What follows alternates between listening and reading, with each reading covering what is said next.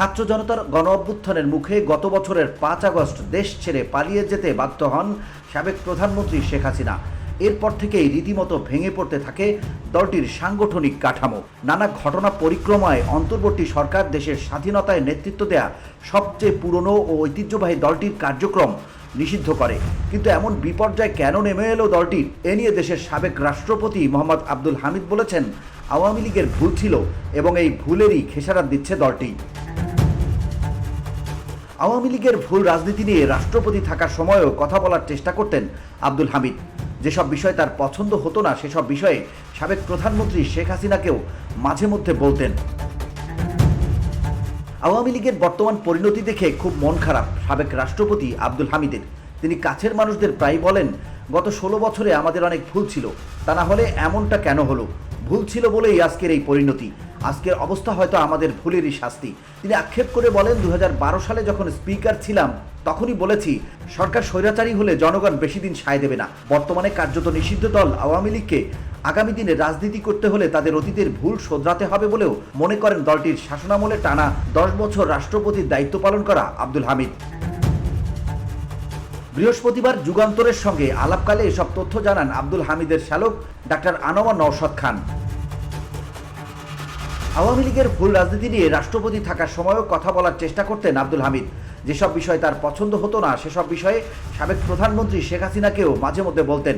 এ বিষয়ে তার শ্যালক নওশাদ খান বলেন, তিনি প্রায় বলেন, আমি একমাত্র অনেক কথা বলতাম, এজন্য অনেকে আমাকে পছন্দও করতো না। গত ৭ মে রাতে চিকিৎসার জন্য থাইল্যান্ডে যাওয়ার সময় তিনি সাবেক রাষ্ট্রপতির সঙ্গে ছিলেন। প্রায় ১ মাস পর রোববার গভীর রাতে থাই এয়ারওয়েজের TG399 ফ্লাইটে তারা ফিরছেনও একই সঙ্গে। ৮২ বছর বয়সী অসুস্থ ভগ্নিপতিকে কাছে থেকে দেখাশোনা করছেন নওশাদ খান। তার সঙ্গে আব্দুল হামিদের চিকিৎসা ও শারীরিক অবস্থার পাশাপাশি কথা হয় আওয়ামী লীগের বিগত দিনের রাজনীতি এবং সামনের দিনের রাজনীতির সুযোগ সম্পর্কে আব্দুল হামিদের ভাবনার বিষয়ে। নওশাদ খান জানান, আব্দুল হামিদ পুরোপুরি পারিবারিক আবহেই আছেন, রাজনৈতিক কোনো যোগাযোগ এখন নেই। সেই ধরনের শারীরিক অবস্থাও তার নেই বলে জানান তার শ্যালক নওশাদ খান। ৫ আগস্টের পর ক্ষমতাচ্যুত সাবেক প্রধানমন্ত্রী শেখ হাসিনার সঙ্গে কোনো যোগাযোগ হয়নি সাবেক রাষ্ট্রপতি আব্দুল হামিদের। তার নিজের বা শেখ হাসিনার কোনো পক্ষ থেকেও কোনো ধরনের যোগাযোগের চেষ্টাও করা হয়নি। এমনকি আওয়ামী লীগের নেতাকর্মীদের সঙ্গেও তার যোগাযোগ ও কথাবার্তা হয় না। তবে নিয়মিত খোঁজখবর রাখেন দেশ ও রাজনীতি সম্পর্কে, নিয়মিত পড়েন খবরের কাগজ, সুযোগ পেলে খবর দেখেন টেলিভিশনেও। ৫ আগস্ট ছাত্র জনতার আন্দোলনে আওয়ামী লীগ সরকারের পতন ঘটে। শেখ হাসিনা সহ দলটির শীর্ষ নেতারা প্রায় সবাই হয় পলাতক নয়তো জেলে। তাদের বিরুদ্ধে হত্যা এবং মানবতা বিরোধী অপরাধের অভিযোগে বিচার চলছে। বর্তমানে দেশে আওয়ামী লীগের কার্যক্রম নিষিদ্ধ। নির্বাচন কমিশন নিবন্ধনও স্থগিত করেছে। আব্দুল হামিদের বর্তমান শারীরিক অবস্থা খুব বেশি ভালো নয়। একা চলাফেরা করতে পারেন না, তাকে ধরে ধরে বাথরুমে নিতে হয়। তিনি নামাজও পড়তে পারেন না।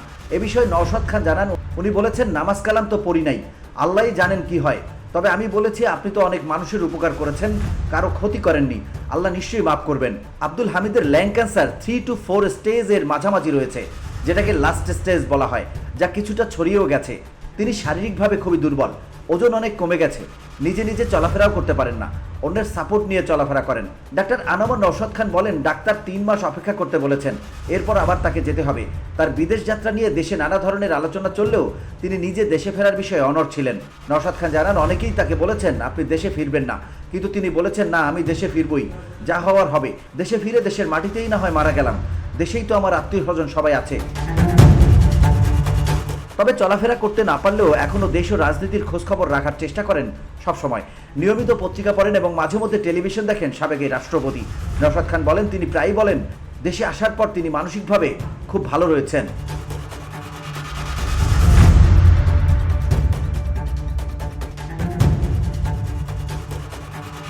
VOD Bangla news desk.